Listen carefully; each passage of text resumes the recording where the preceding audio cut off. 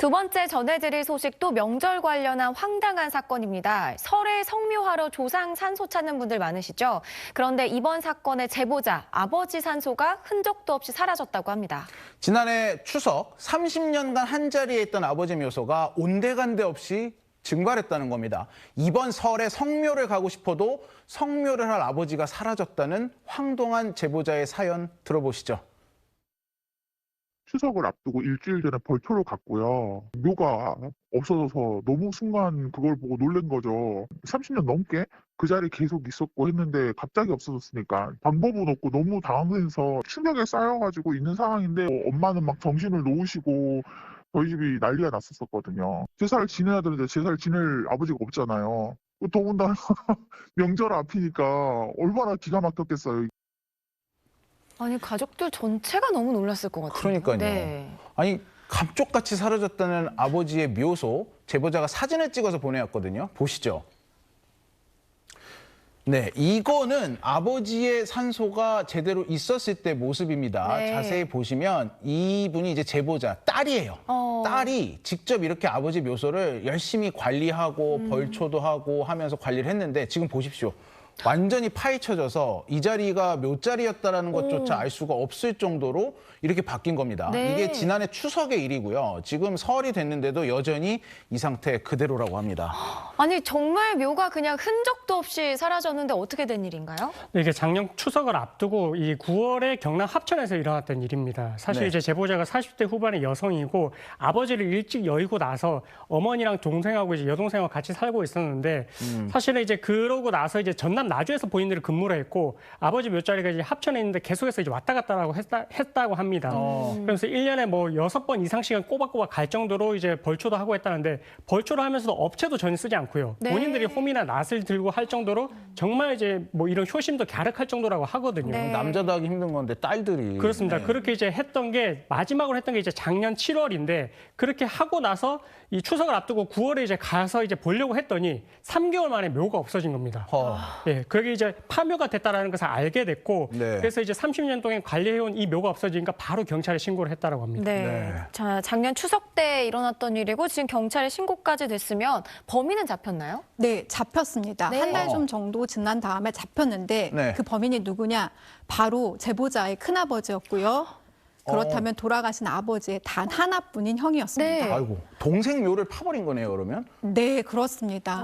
그런데 이 큰아버지 제보자랑은 연락이 한 30년 동안 아버지 돌아가신 후에 재산 분쟁 때문에 연락을 안 하고 살던 때였고요. 네. 이 제보자 입장에선 설마 우리 큰아버지가 그럴 리가 없다라고 생각했으나 수사 과정에서 근처에 축사가 있습니다. 그 축사에 계시는 주인이 봤는데 80대 어떤 노인이 정장 한 4명 정도를 데려와서 묘를 이장해 갔다라고 했고요. 수사 결과 그게 큰아버지로 밝혀졌고요. 큰아버지는 내가 묘를 이장했는데 그리고 이거를 근처에 뿌렸다라고 약간 두리뭉실하게 얘기를 했다고 합니다. 네. 유해를 뿌렸다. 네, 맞습니다. 허허. 자, 자기 동생의 묘를 조카들도 모르게 파묘한 큰아버지. 제보자가 받았을 충격 정말 엄청났을 것 같은데요. 제보자는 이 사건으로 절연했던 큰아버지 내외와 30년 만에 통화를 하게 됐다고 합니다. 큰아버지는 자신의 행동을 조카에게 어떻게 설명을 했을까요? 당시 통화 내용이 녹음이 돼 있습니다. 들어보시죠. 어떻게 이렇게 잔인해요? 이 큰아버지로서 미안하다. 너희들이 관리한다고 생각도 못 했고, 이제 관리할 사람이 없으니까 내 사도 정전에 정리를 하고, 깨끗하게 하고, 나도 그래서 하늘에서 제 동생을 만나려고 이런 생각을 했다. 네가 아버지 산소 없앴다고 자국을 샀는데 그 산소 자리가 안 좋고 자식들이 잘 안 풀린다 해가 그래 없앴다. 아니, 뭐 사진만 봐도 너무 관리를 잘하고 있는 게 보이는데. 맞아요. 네, 참 속상하네요. 자, 동생의 묘를 파묘한 이유로 뭐 묘자리가 안 좋아서 그랬다 이런 얘기를 하는데 모르겠어요. 저는 진짜 이유는 따로 있을 것 같은데 좀 밝혀진 게 있나요? 일단은 뭐 큰아버지 같은 경우에는 이제 뭐 제보자가 관리하는지 몰랐다라고 했지만 아까도 말씀드렸다시피 30년 동안 관리를 해왔고요. 그래서 네. 이제 몰랐다라고 하는 주장은 사실 말이 안 되는 것 같고 네. 큰어머니 같은 경우는 이게 몇 자리가 안 좋았다라고 했는데 그래놓고 유골을 화장을 하고 그 주변에 뿌렸거든요.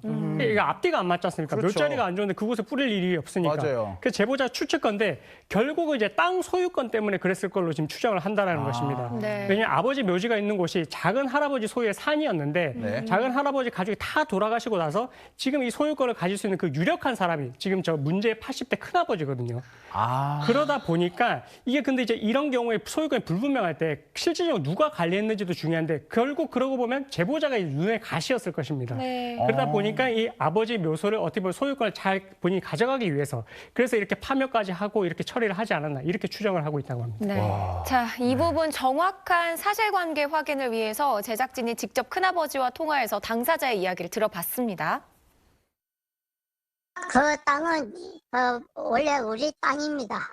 시집간 딸들이 뭐를 관리한다고는 나는 생각지도 못했거든요. 내가 살 날도 얼마 남았으니까 내 생전에 파물을 하고 내가 연락을 하려 해도 연락을 할 데가 없어가지고 내가 그만 한 줌 흙으로 서로 돌아가는 게 낫겠다면서 그쳤다 이렇게 했거든. 걔들이 할아버지 용서를 못한다 그러면 어쩔 수 없습니다. 한 줌 흙으로 돌아가겠다라고 네. 하기엔 좀 이해가 안 됩니다. 그러니까요. 또 설도 다가오는데 제보자들 진짜 상실감이 엄청 크겠어요. 네, 상실감이 굉장히 크고요. 그걸 넘어서서 또 정신적 고통까지 호소하고 있습니다. 네. 유골이 어디에 뿌려졌는지조차 제대로 설명을 받지 못하고 있기 때문에 지금 제보자 입장에서는 납골당해라도 모시고 싶은데 네. 아예 찾을 수 없는 상황입니다. 그렇죠. 그리고 이 큰아버지의 아들이 있는데요. 네. 이 아들이 우리 이거 다 고령이고 집안끼리 잘 해결하자라고 얘기를 했지만요. 이 제보자의 어머니 치매가 너무 악화됐고요. 또 여동생 암으로 지금 고생하고 있는데 치료 중에 이 소식을 듣고 더 악화됐다고 합니다. 네. 제보자도 지금 정신적으로 굉장히 고통을 호소하면서 정신과 네. 치료를 받고 있다고 합니다.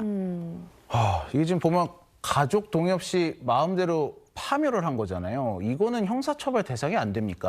그렇습니다. 지금 사건이 이제 검찰로 송치가 된 상태고 이렇게 이제 묘지를 파헤치게 되면 분묘 발굴죄가 되고요. 그리고 유골을 이제 화장했기 때문에 동의 없이 한 경우에는 또 유골 손괴죄도 될 수 있습니다. 다 벌금형 없이 엄벌에 처해지는 만큼 아마 이 부분에 대해서 합당한 처벌을 받지 않을까 이렇게 생각이 됩니다. 네. 예. 내일 모레가 설 명절이다 보니까 참 더 속상하고 씁쓸한 소식이었습니다. 오늘 준비한 사건은 여기까지입니다. 두 분 말씀 감사합니다. 네, 감사합니다. 뉴스헌터스에서는 제보를 기다립니다. 화면 하단에 이메일 또는 문자 메시지로 사연을 보내주시면 됩니다.